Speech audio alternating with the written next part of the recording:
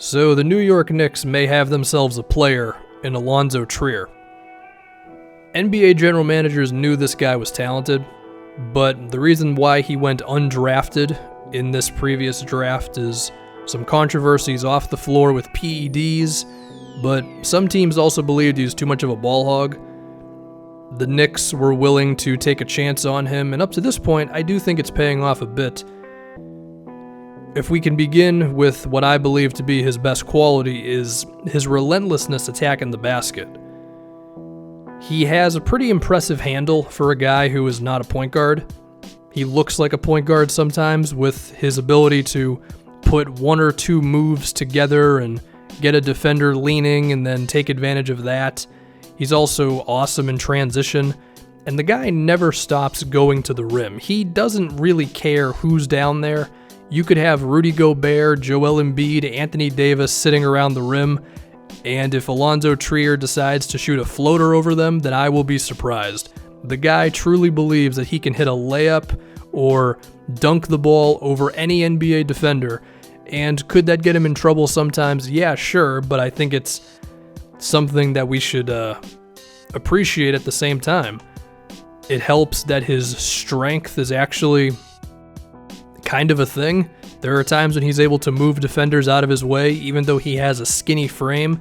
The dude can also jump out of the gym, and he's pretty effective at scoring with either hand, and you put all this together, and it's a guy who just finds a way to get to the rim consistently.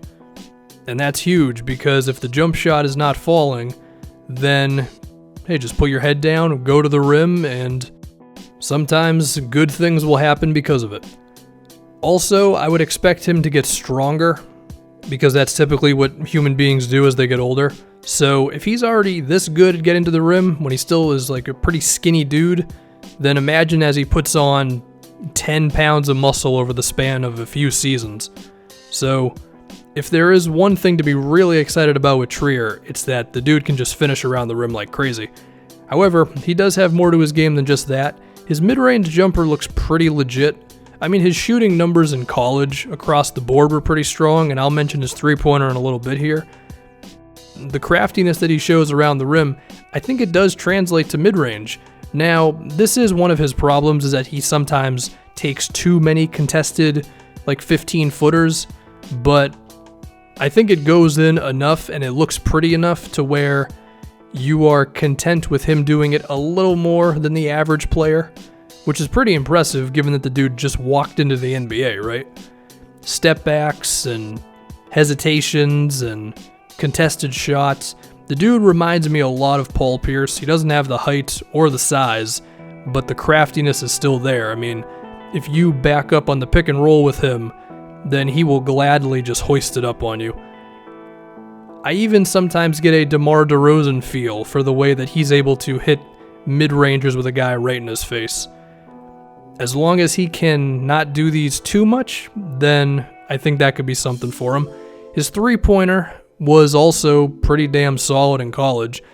I don't think he loves three-pointers as much as he does attacking the basket and shooting mid-rangers, which, again, that can sometimes get you into trouble if teams are just giving you open looks, but he seems willing enough to shoot them.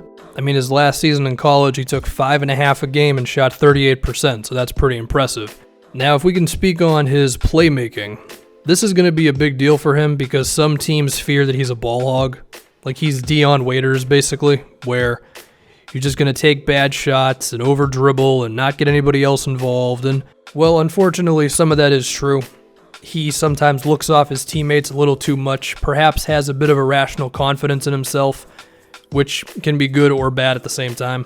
So it's going to be his job to rein that in a little bit. And I have some confidence that he can do that because whenever he shows the willingness to pass, it usually goes pretty okay. I mean, he can make plays for teammates. He can already beat defenders in one-on-ones and he can force the defense to collapse. So guys are going to be open around him. And I don't expect him to ever be a big assist guy. But if you can just be good enough to where the defense can't just like leave someone else wide open all the time, then I think that could be okay. So Allonzo Trier kind of came out of nowhere, but the Knicks may have found someone who could be a long-term option for them.